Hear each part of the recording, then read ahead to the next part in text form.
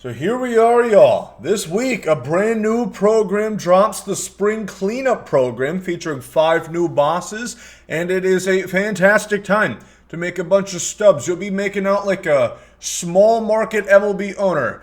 Pay little, profit lots. You might be making out with Scarlett Johansson. I don't know if a high stub count is exactly what's going to get you a date with her, but hey, worth a shot. Today we're talking about a great way to get a bunch of XP extremely fast that you can start doing right now.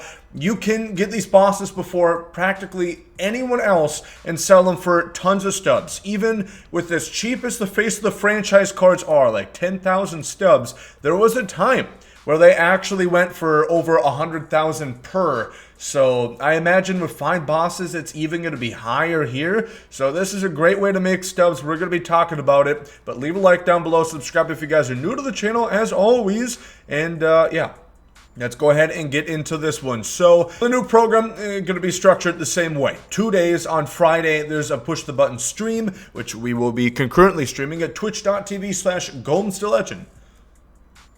Come by, but there's going to be the same progression. It's all XP oriented, and there's a clear-cut way that you should want to do this. We'll be talking about an updated method that I've been working on, tinkering a little bit on Friday once the program actually does release, and we should complete it rather quickly. But let's talk about a way that you can jumpstart right here, and that is through, what do you guess it, March to October, a mode not many people are talking about this year, but probably should be. Not exactly for playing for fun, I guess, if you want to, but for the XP values. You can go ahead and take a gander at this. There's a shit ton of XP to be earned. Take All-Star difficulty, for example. Look at every gate here. 17,000, 17,000, 75, 1250, 17, or 17,500. Math is hard. So there's tons of XP to earn there. And what is a great way to get XP to jumpstart as soon as the gate releases and the new season starts up? What you're going to want to do is essentially get yourself up towards that All-Star break evaluation. That's going to get you through about 3/5.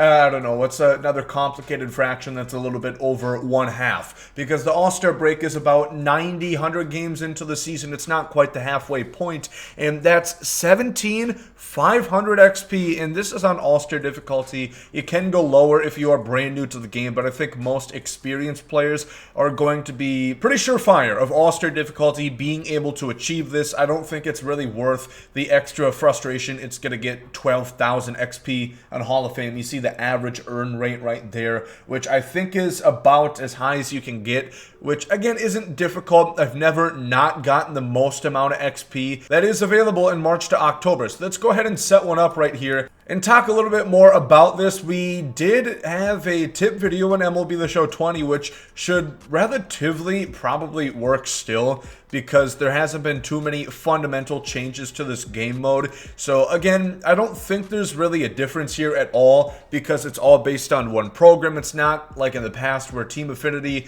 would make, if you want AL East progress, you have to use an AL East team. So you can probably just go ahead and use the best team, which would be like the Dodgers. The Blue Jays would be perfect for this example.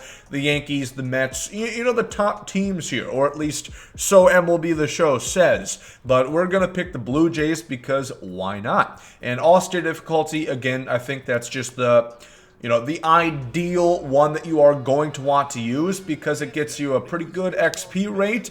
And it's not too difficult. So we're going to skip through this right here. And it will take a little bit of time. You know, this is something that you're going to want to start doing now and getting ready for that Friday content release, and get up right before the All-Star break so you can maximize all the XP going towards the new program, opposed to, you know, earning it for no apparent reason. So you always start out with this, the same old shit. It's opening day, yada yada, unskippable. Now, in terms of the meat and potatoes about March to October, it's pretty simple. It's essentially the same thing. You have your projected wins. You know, right now we're projected to win 95. It's going to be prorated. If you want to pick a shitty team like the Reds, no offense to any Reds fans, it's not your fault. The ownership is just awful. It's going to be lessened, right? It's not going to be as many wins as you're expected to get. But again, there's no point not to pick a stacked squad. You're just making it more difficult on yourself, which I don't understand,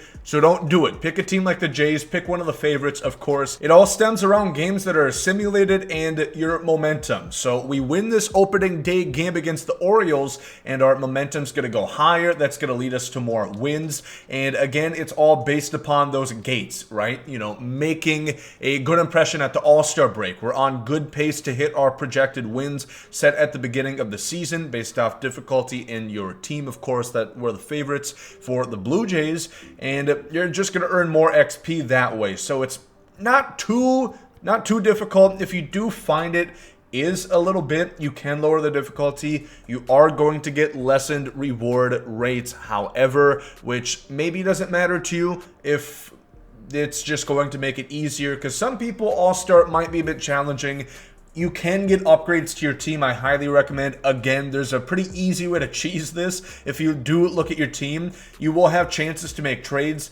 Just sell off your prospects, man. You know, do the whole, previous Yankee agenda. Take your prospects, your farm system, toss them out the window for already established all-stars. That's the essential way to game March to October. It's a multi-year system now, but in terms of these rewards, you're looking at 1 year. So you might as well do all the 1 year rentals you can. Judge, his contract's expiring. Who cares? Sell a farm for him because he's going to make my job a hell of a lot easier. So that's pretty much what you have to look forward to when it comes to March to October. Another cool thing about March to October, you can load up multiple of these actually. You can have 2, 3 going, so that same 80k XP that you are about to earn, and that's going to take you probably like 2-3 hours at least for the first gate up until that All-Star, and it's going to probably take you another 3-4 hours afterwards, which isn't horrible. 3-4 hours for 80k XP, and that's not even including what you're going to earn gameplay wise on the multiplier of All-Star difficulty. That's probably going to net you at least 100k in about 2.5 hours, which is pretty damn good. If you look at where the reward's probably going to be, I'm going to assume like 280 or rather 250,000. So that's going to get you to the first pack probably within just the first night if you do grind it out. So that's going to be very quick that you're going to earn these bosses, and I think that's something I definitely recommend. We're going to be grinding this out on stream. Get probably like two of them done, so we have some more stuff to grind, and then that'll get us about there rather quickly. And there's going to be a ton of stubs, ton of other rewards that you're going to earn there as well. I'm sure there's going to be some Diamond Henchman pack there as well. Now, if you don't want to play March to October and you want to do something more like Ball Player, well, there's something that you can do as well, because you can also preload these gates for your archetypes, right? Now, it's a little bit different. It's not quite as fruitful, and I don't necessarily recommend you doing all of the Ball Player right now, because you're going to want to earn that sweet XP once the program is actually there. I'd recommend Ball Player as an alternative after you've done like 1 or 2 March to October. You're sick of it, then you go back into Ball Player. But if you really want to, if you've been grinding it out, grinding your creative player, then there's a couple gates that you can hit. For example, right here, if you stop at about 50 points, that's 25, 5,000, that's 10k XP, 14,000 XP within the span of 40 points, which you're going to go rather quickly. Again, 15 hits, that's repeatable. That's going to net you 3 progress, 3 points on your Ball Player program. It's different variants once you get to like a gold program compared to the diamond program we're at here, but relatively it shouldn't take that much time if you are familiar with the Ball Player method at the blank canvas ballpark. We're going to be talking about that again. I made a couple changes to it, and it's even better now in terms of XP earn rates, so we'll have a video on that in a few days here. But highly recommend that you guys do take advantage of this. It is fantastic. Again, there's a huge advantage. You can get yourself in a position most aren't going to be and zoom ahead of them and make a ton of stubs this way throughout the new program, which we've heard one of the bosses so far.